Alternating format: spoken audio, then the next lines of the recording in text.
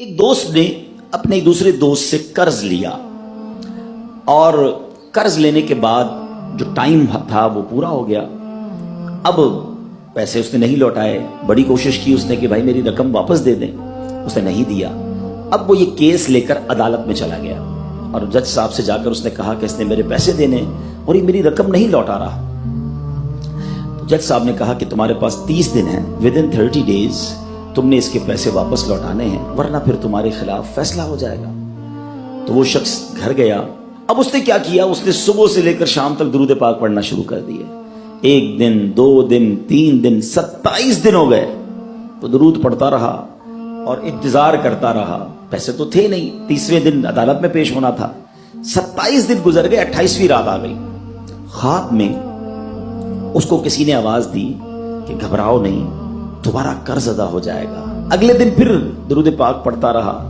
اب نبی پاک کی خواب میں زیارت ہوئی. آقا علیہ الصلوۃ والسلام تشریف لائے, فرمائے گھبراؤ نہیں, تمہارا قرض ادا ہو جائے گا. تم علی بن عیسیٰ وزیر کے پاس جاؤ اور اس سے کہو وہ تمہارا قرض ادا کر دے گا. اب جب صبح اٹھا تو بہت خوش کہ نبی پاک کی زیارت مجھے ہو گئی. لیکن پھر خیال آیا کہ میں اگر وزیر صاحب کے پاس گیا اور انہوں نے مجھ سے کوئی ایویڈنس مانگ لیا, کوئی پروف مانگا, کہ میں کیسے مان لوں تمہیں نبی پاک نے بھیجا ہے, تو اس بات پر تو میرے پاس کوئی دلیل نہیں ہے. اب 30ویں رات آ گئی, آخری رات ہے, صبح عدالت میں جانا ہے. درود پاک پڑھتے پڑھتے سو گیا. سرور کائنات علیہ الصلوۃ والسلام نے خواب میں پھر کرم فرمایا.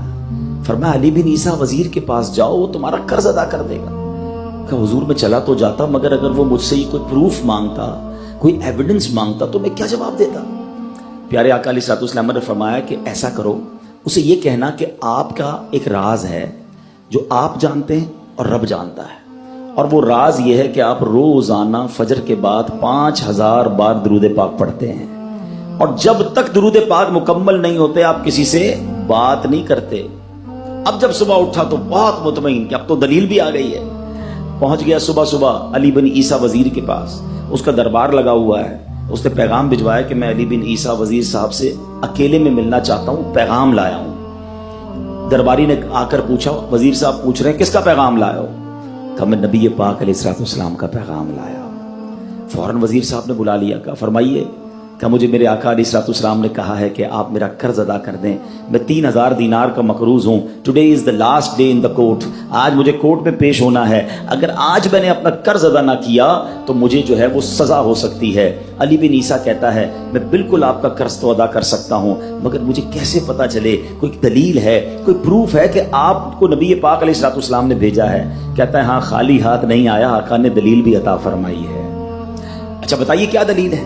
کا دلیل یہ ہے کہ آپ کا ایک راز ہے جو صرف آپ جانتے ہیں اور آپ کا رب جانتا ہے. 5000 ٹائمز ڈیلی آپ درود پاک پڑھتے ہیں فجر کے بعد, اور جب تک یہ درود پورے نہیں ہوتے آپ کسی سے بات نہیں کرتے. آپ ذرا پہلے تھوڑی دیر کے لیے امیجن کریں کہ جو وزیر 5000 بار روز درود پڑھتا ہوگا وہ عاشق رسول کیسا ہوگا. اس کی تو لاٹری نکل آئی نا, وہ تو خوشی سے جھوم اٹھا, کہتا مرحبا یا رسول اللہ, میرے درود پاک قبول ہو گئے, بہت خوش. اب ابھی بیٹھے ہیں آپ, کمرے میں گیا, واپس آیا اور 3000 نہیں 9000 دینار لے کر آیا. کہتے 3000 تو نبی پاک کا حکم, مرحبا یا رسول اللہ, 3000 اور لیجیے, آپ نے اتنی اچھی خبر مجھے سنائی, اتنا پیارا خواب سنایا, آپ کے قدم میرے گھر تک آئے, اور 3000 مزید لے جائیے, اس سے اپنے بچوں کے لیے کوئی کاروبار شروع کیجیے, اور ایک وعدہ بھی کیجیے, زندگی میں آئندہ جب بھی آپ کو کوئی ضرورت پڑے گی نا آپ میرے پاس آئیں گے, میں آپ کا بھائی ہوں. اب یہ دیوانہ بڑا خوش ہو کر عدالت پہنچا. اچھا everybody expecting over there, سب یہ سوچ رہے تھے کہ یہ اس نے آج گرفتار ہی ہونا ہے, کیونکہ تھا ہی کچھ نہیں اس کے پاس, پہلے ہی کہہ دیا تھا کہ میں کولیپس ہو گیا ہوں. اب عدالت میں جاتے ہی اس نے 3000 دینار جج صاحب کو دے دی کہ صاحب اس کو میرا قرضہ ادا کر دیں, میں جو ہے وہ اپنے قرضے سے بری ہونا چاہتا ہوں. جج صاحب ہوتے ہیں, انہوں نے کہا قرضہ تو ادا کر دیں گے, پہلے بتاؤ پیسے لائے کدھر سے ہو؟ تم تو کہتے تھے پیسے نہیں تھے تمہارے پاس, اتنی بڑی رقم کیسے انتظام کی؟ اب بھری عدالت میں گویا اس نے زبان حال سے یہ کہا کہ اتنا دیا سرکار نے مجھ کو، اتنی میری اوقات نہیں، یہ تو کرم ہے ان کا، ورنہ مجھ میں تو ایسی بات نہیں۔ اب اس نے بھری عدالت میں پورا واقعہ سنایا کہ میں نے تو کچھ نہیں کیا، آقا خواب میں تشریف لائے، میں وزیر صاحب کے پاس گیا، انہوں نے یہ پیسے دیے۔ سنو اس زمانے کے جج بھی کیسے ہوتے تھے، وہ جج دوران عدالت اپنے کرسی سے اٹھ کر کمرے میں چلا گیا، تھوڑی دیر بعد جج صاحب واپس آئے اور 3000 دینار اس کے ہاتھ میں دیتے ہیں۔ کیا سارا ثواب علی بن عیسیٰ لے جائے گا؟ میں بھی تو آقا کا امتی ہوں، تمہارا قرضہ میں ادا کرتا ہوں۔ اچھا، اب جس نے کیس کیا تھا، سبحان اللہ، کیا ماحول تھا، کیا انداز تھا، کیا دل تھے، وہ بھی تو دیکھ رہا ہے، کہتا ہے میں بھی تو آقا کا امتی ہوں، رکے ذرا، کاغذ قلم دیجئے، بندے کو میں قرضہ ہی معاف کر دیتا ہوں۔ اچھا، قرضہ ہو گیا معاف۔ اب جو 3000 جج صاحب نے دیے تھے، وہ بندہ کہتا ہے جج صاحب ہوں واپس لے لو، میرا تو قرضہ ہی ادا ہو گیا۔ تو جج صاحب کہتے ہیں جو پیسے آقا کے نام پر نکال دیے میں نے واپس نہیں لینے، یہ سارے تم ہی لے جاؤ۔ اب یہ 12000 دینار لے کر یہ عاشق رسول جھومتا ہوا اپنے گھر پر جا رہا ہے۔ اے میرے پیارے اسلامی بھائیوں، ایک رات پہلے ایک سنگل پینی اس کے پاس نہیں ہے، اور اگلے دن 12000 دینار ہیں۔